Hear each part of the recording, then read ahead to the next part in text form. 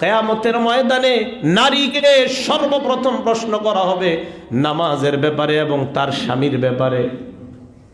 নারীকে সর্বপ্রথম প্রশ্ন কিসের ব্যাপারে বলেন? 2 নাম্বার, স্বামীর ব্যাপারে সর্বপ্রথম প্রশ্ন করা হবে।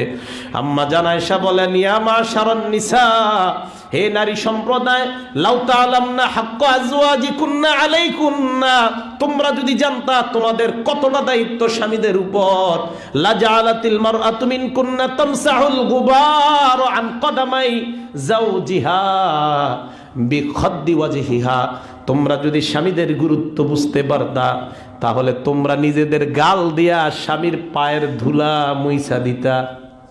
হ্যাঁ, স্বামীর পায়ের ধুলা মুইছা দিতা, এত গুরুত্ব।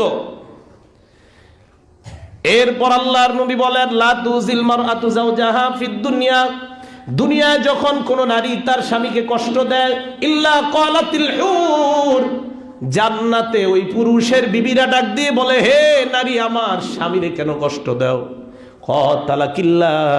আল্লাহ তোরে ধ্বংস করুক, তোরে ধ্বংস করুক, আল্লাহ তোরে ধ্বংস করুক। জান্নাতি নারী দুনিয়ার নারীকে অভিশাপ দেয়। কেন অভিশাপ দেয়? কয়, আহারে, এটা যেমন তোর স্বামী, আমাদেরও তো স্বামী, তোকে আল্লাহ ধ্বংস করুক, আল্লাহ ধ্বংস করুক। এই কথা কেন বলে? হুররা, তোমার যদি মন না চায় এই স্বামীর সাথে থাকতে, এই পুরুষটা যখন মারা যাবে আমরা অপেক্ষায় আছি কখন আল্লাহ তাকে আমাদের স্বামী বানায়া দিবে। শুধু তাই নয়, আমরা যখন এই পুরুষটাকে স্বামী হিসাবে আল্লাহর কাছে পেয়ে যাব, আমরা নাচতে নাচতে বলবো, আল্লাহ আমাদেরকে যেই স্বামী দিলা, এই স্বামীর মাধ্যমে আমরা পূর্ণ সন্তুষ্ট হয়ে গেলাম। দুনিয়ায় কষ্ট দেয় স্বামীরে, জান্নাতি বিবিরা কয় কষ্ট দিস না। দেখছেন কি কথা? সাথে সাথে বলে কষ্ট দিও না। আল্লাহ হেফাজত করেন, বলেন আমিন। 1 নাম্বার, যেই বিবি তার স্বামীকে কষ্ট দেয়, ঠিকানা জাহান্নাম। 2 নাম্বার, আল মুতাশাব্বিহাতু মিনান নিসাই বির রিজাল, যেই মেয়েটা দুনিয়ার মধ্যে পুরুষ হয়ে যায়। কি হয় মানে কি? প্যান্ট পরা কার কাজ? সাধারণত আমরা জানি প্যান্ট খেয়ে পরে, শার্ট কারা পরে। এখন যদি কোনো নারী প্যান্ট শার্ট পরে, আল্লাহর নবী বলেন, লাআনাল্লাহুল মুতাশাব্বিহিনা মিনার রিজালি বিন নিসা, একদল পুরুষ আছে এরাও মায়া সাজে, আছে না নাই?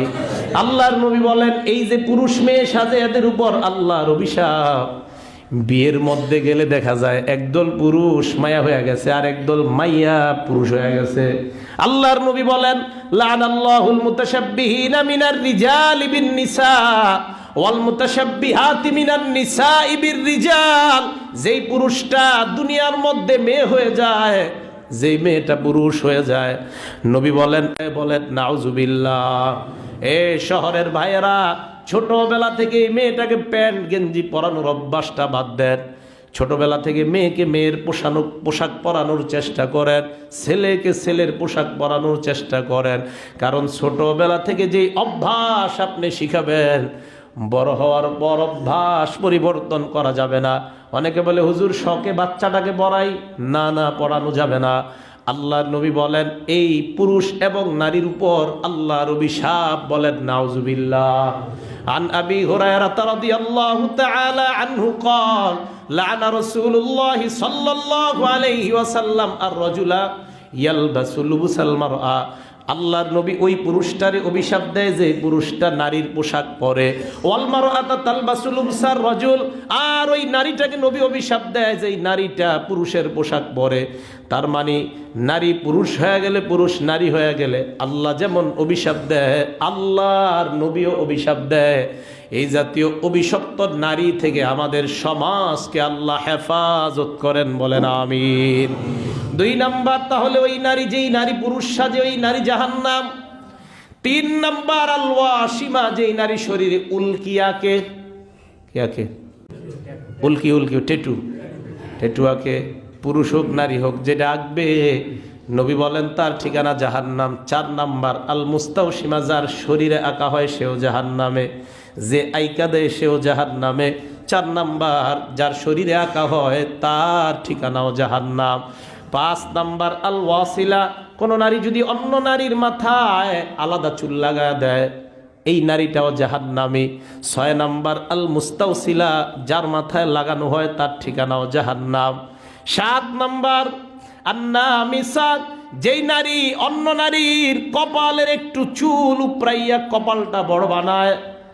ওয়াল মুতানাম্মিসাত, যার এরকম সুন্দর বানানো হয়। আরেক বর্ণনার দ্বারা উদ্দেশ্য বুরু প্লাগ করা হয়, এইগুলা উঠায় উঠায় বুরুগুলা সুন্দর বানানো হয়।